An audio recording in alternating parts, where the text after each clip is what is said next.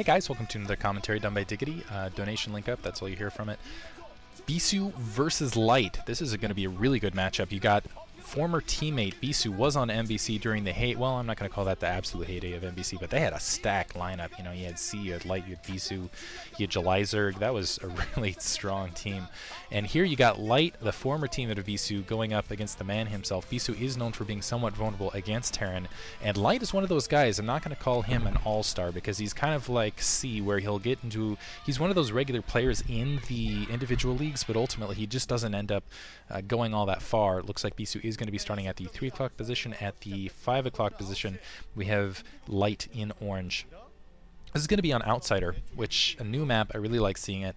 And after analyzing it a little bit more, I think storm drops are actually going to be pretty huge on this map, because once you go for those third expansions, either to the north or to the south, you got these mineral walls, and if you put just High Templar back there and Psystorm the crap out of whatever's behind there, you'd have to basically commit a lot of troops. Just, you know, drop a Zealot or two, drop a High Templar, storm some stuff. You could do that all over the map all day, and it would be really frustrating for the Terran, unless you could somehow sneak some vultures and plant some mines or get some turrets on the other side of the mineral wall, which it's not something I think you really want to dedicate to doing. And even then, you can drop a Zealot out of range, or have him run up, hit the turret, get it to burn down, then go up and storm in the meantime. So there you go. But we'll see. I know that Arbiter play has been popular in the one game I've seen thus far, so I guess the one game I've seen that makes it popular. But I don't think carriers are completely out on this map, particularly when you're talking about those third expansions that are over it's right over that big ridge line, although they could get pinned in between. If you had Goliaths on both sides of the ridge, that would be absolute death. But yeah, Light, one of those guys. He's not all that spectacular against Protoss. I don't think he's really spectacular in general and just kind of out at large, but he is one of those guys that's just freaking solid. He just plays very, very consistently, and I think he's one of those guys. As a result, I think that hurts him in the individual leagues because he kind of will end up playing stereotypically as a result. But you have to force him to make a mistake if he's going to make one at all.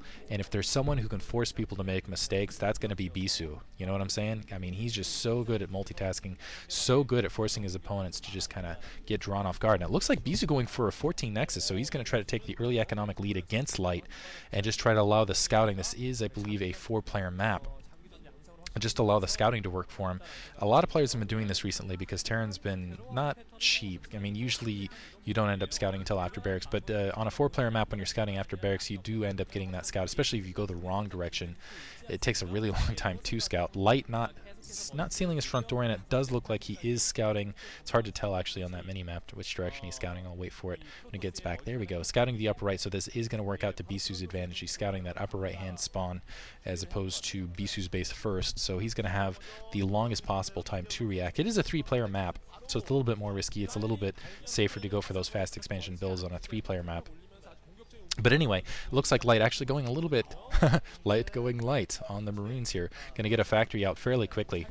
I guess trying to rely on the lack of scouting as well, and perhaps the fact that he didn't see a Zealot or even a Probe Scout up to this stage. He's feeling somewhat confident now, producing some extra Marines and 3 SCVs on gas, so he might be, he could be going for a Vulture drop. He could be, which could be fun actually on this map, or he could be going for a 2-factory push. I think 2 factory pushes wouldn't be bad at all. Second gateway down, now he's seeing the fact that he's going up against a 14 Nexus. I'm sure at this stage he's like, well, crap, might as well. Oh, now he's taking the SCVs off gas. So shifting the SCVs off gas at this stage, it looks like he's going to try to play some economic pickup. This is what I mean by Light. Light's just one of those guys who plays very, very safe. But again, very, very consistent at the same time.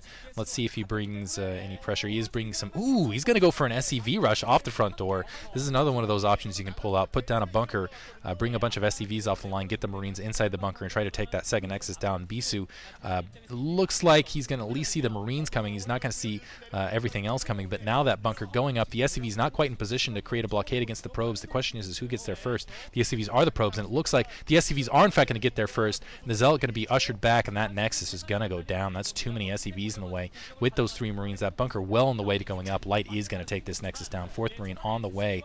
And those SCVs hugging the Nexus, that's going to be so great for those SCVs. Yeah, that's right. I saw battle in my day. Went right up to the Protoss Nexus and kicked it in the butt. Yeah. So what's there? Meantime, Bisu staying at the scout just to kind of examine things. There is a Dragoon out, but a single Dragoon is not going to save that Nexus. trying to get range, and it doesn't have range yet. A Vulture just kind of wandering up, trying to pick away at that. And now it's a little bit of a race. Is who can you take the Nexus down, or you can take the Dragoon down? Let's see if Bisu sacrifices a Dragoon. I think he should just throw the Dragoons in there to absorb the Marine fire. Vulture being annoying, running up, hitting it just to save that Nexus. It's not going to happen, though. So both Dragoons sitting there a bit incompetently. It's like, hey, Bob, hey, Dave, whatever. Yeah, that's Nexus going down. Didn't like Nexuses anyway. And now he can just lift off, take everything, and up and go. And that looks like it's in fact what he's doing. Maybe he'll leave a couple of Marines there to force range to be upgraded. But Bisu, now that's 400 minerals he lost. He did get double production on probes for a little bit. But yeah, that's putting another Nexus up, up in the other corner of his kind of up that at that northern sector, which I think there's a ramp that leads there. So it's almost as though it acts like a protected mineral only, but it's not quite protected because you can from other bases sneak back there, get some scouts through there. So it's a pseudo protected. It's kind of like I'm not going to make a joke of that. I was thinking of making some sort of, condom joke or something, but I won't go there. Whatever. Yes, I said it. Dirty Diggity. Zealot wandering out in the field. Those 3 Marines are completely lost. And just going to run up, clear about 3 mines. Almost got 4, but only clearing 3.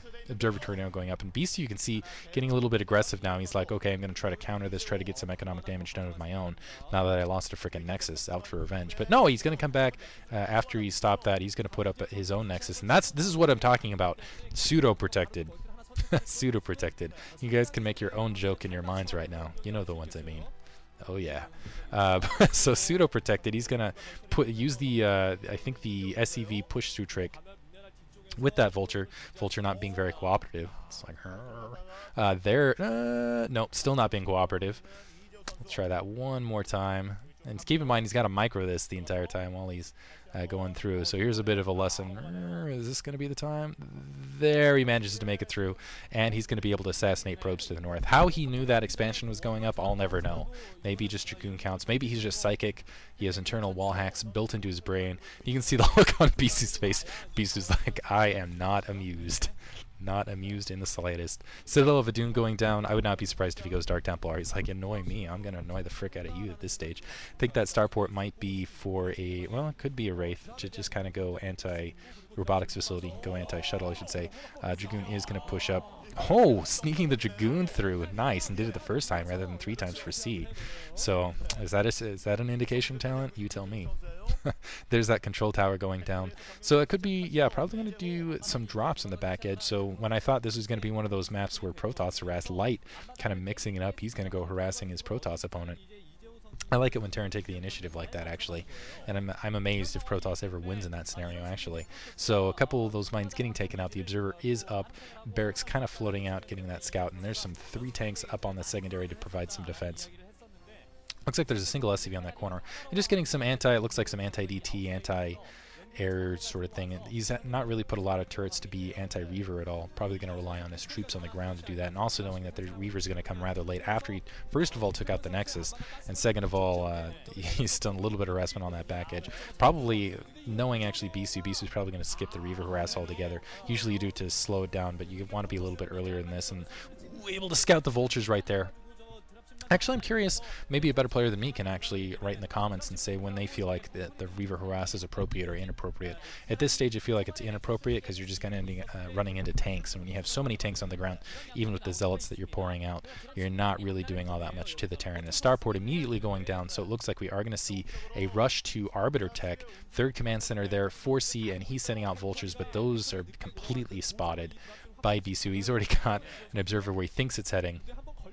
And Dragoons, it looks like, heading to the front momentarily to kind of check out the scene, see what's up. And all this off one factory, so there you go. C really playing it on the cheap, or MC Light really playing it on the cheap. I hope I didn't call him C before this, that'd be embarrassing. The Dragoons wandering up, hey guys, what's up? Only 3 Vultures, almost picking off the dropship, that actually would have hurt more. And those Vultures aren't even speed upgraded, but it looks like they are going to get something done. Wander to the south, plant some mines. I don't know, delay Command Center briefly there. It looks like they just went there to die. That's the Vulture graveyard right there. It's where all Vultures go to die eventually in their life. Fortunately, it's on the map Outsider down below. That is where all Vultures go to die. It's like the elephant graveyard with the Vultures. If you wandered there as an SCV, you'd be horrified. See broken down little wheels and spider mines laying everywhere. Every once in a while, a Dragoon will wander there, like a baby Dragoon will come out there, and just mines will explode everywhere, and all the Dragoon people will weep. Yeah. Anyway, yes, Dragoon people ignoring